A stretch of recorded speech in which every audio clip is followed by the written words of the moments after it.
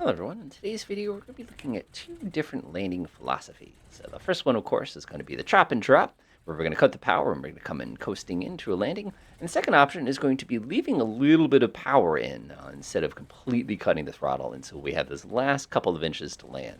Now what we're going to be interested in is two things. First of all, controllability. Second, of course, we're going to be interested in how much runway we suck down. So this would be a fun little experiment. Well, let's get going. Yeehaw! Yeah, that is way outside of the correct power limit on this aircraft, but oh well. Relax. Going up.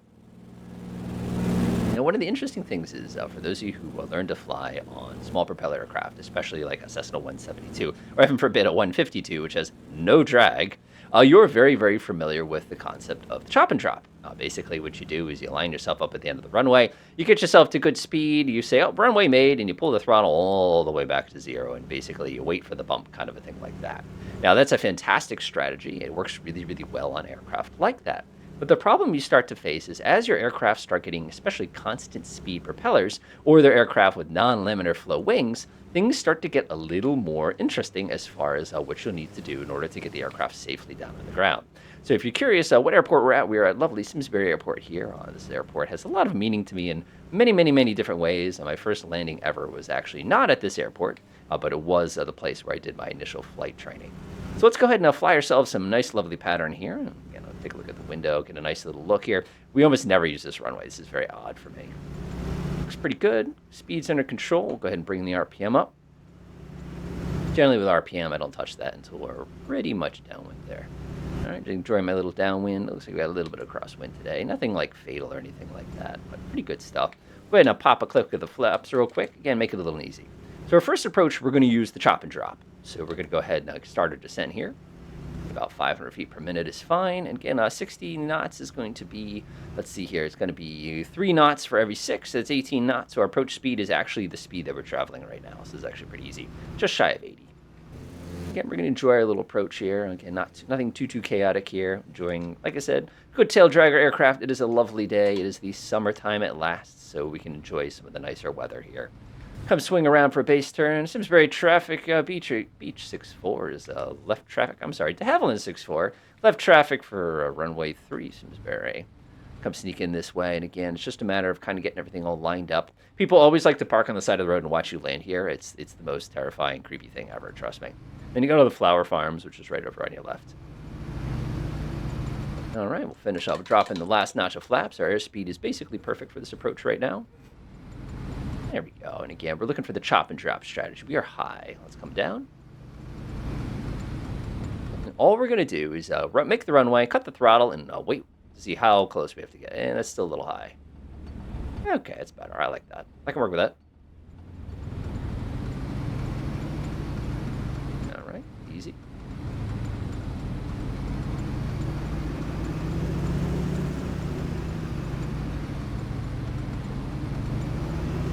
And chop.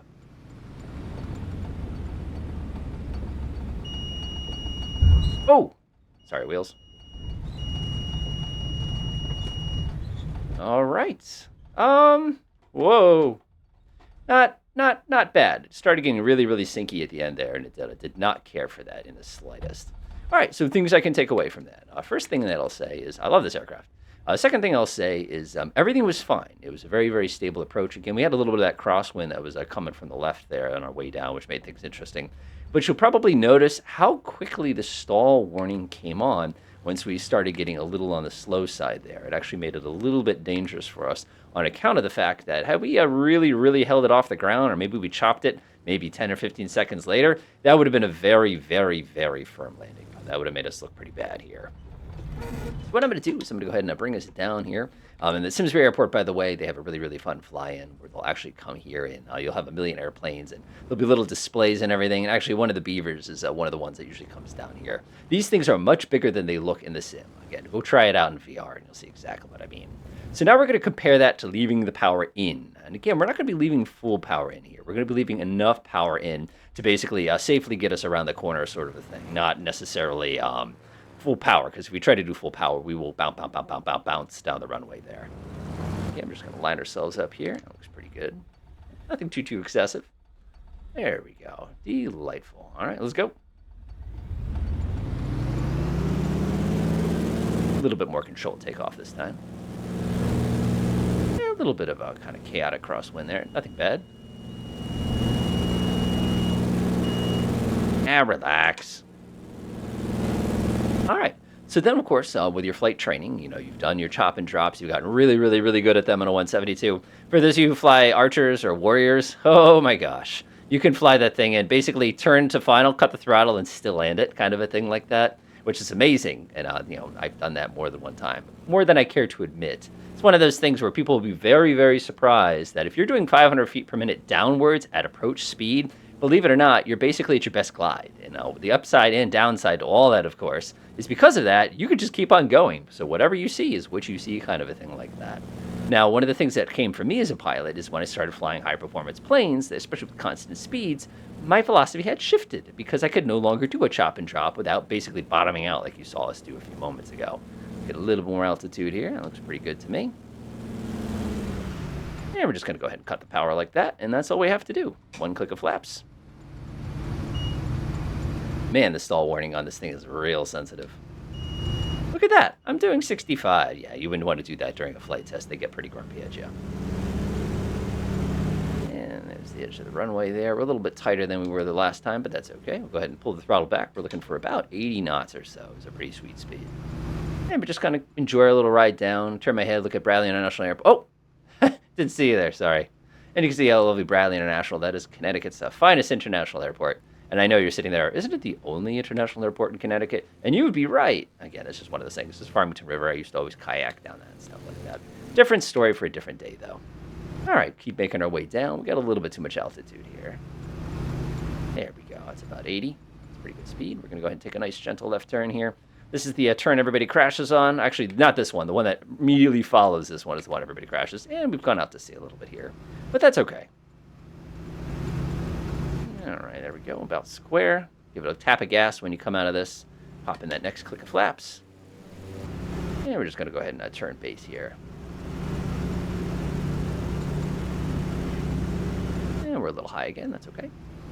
Now, this time what we're going to do is not chop and drop. Instead, what we're going to do is establish an appropriate approach, and then we're going to leave it there, only reducing the throttle half of the normal amount of chop. So what I'm going to do is I'll come swinging us around here like that. Oh man, this is giving me flashbacks. It's making me shake. There we go. Let's bring in the power again. Remember, it's not going to take that much power. And we're going to make our way down. So that's about our approach speed right there. Giving a little bit of crosswind correction. And again, remember, this is a constant speed propeller. A little high. I'm going to cut the throttle just a little bit. We're going to put that throttle back in. And now we're going to pull the throttle halfway and then push it back up half. We're just going to ease the throttle back the rest of the way.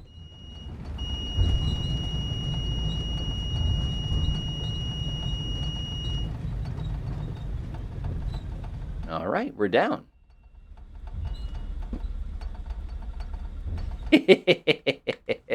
That's called bowing, by the way. Don't do that in a real tail dragger, you'll die. So what can we say? A couple different things. The first thing's from a controllability perspective. As you could probably hear acoustically, when our aircraft was doing our original approach, the stall warning was actually kicking in before we even got close to the ground. It was actually up. Remember, most people's instincts, by the way, are to do this when they hear that sound, which usually makes a stall worse, which means that we pancaked a little bit on that.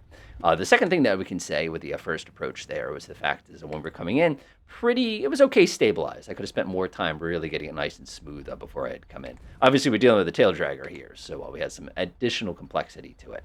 The other thing we noticed is, notice after I touched down how much more difficult it was to keep it kind of stable on the runway.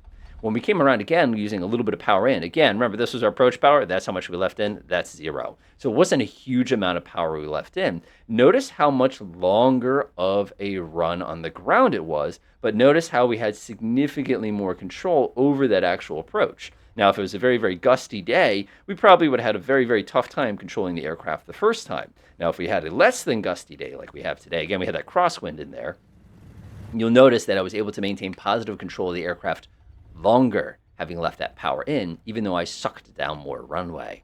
So the question is, which one is the superior technique? And this is going to sound crazy, is it's really going to depend on the conditions. With today's conditions, we were perfectly fine using either one of those techniques. We only used, yeah, we have 2,200 feet here, and we used a little less than half of it. And the first time we used very, very little of it. But keep in mind, because we were a tail dragger, if we were trying to do this like in a real bad crosswind, how much more difficult it would have been to maintain positive control on that aircraft as we were coming in there towards the end. That could have been really, really, really messy for us. And you saw both landings there that my right wheel did drop first before my left wheel dropped, which is a shame because I really need to do the opposite order. But it's really, really critical that you can see that so that you know exactly what is going on with the aircraft. Now, if we were a regular tricycle gear, which we're not, you really can get away with less precision because you have that tricycle gear and that additional stability, and you don't have to worry about bowing the plane. Other than that, enjoy.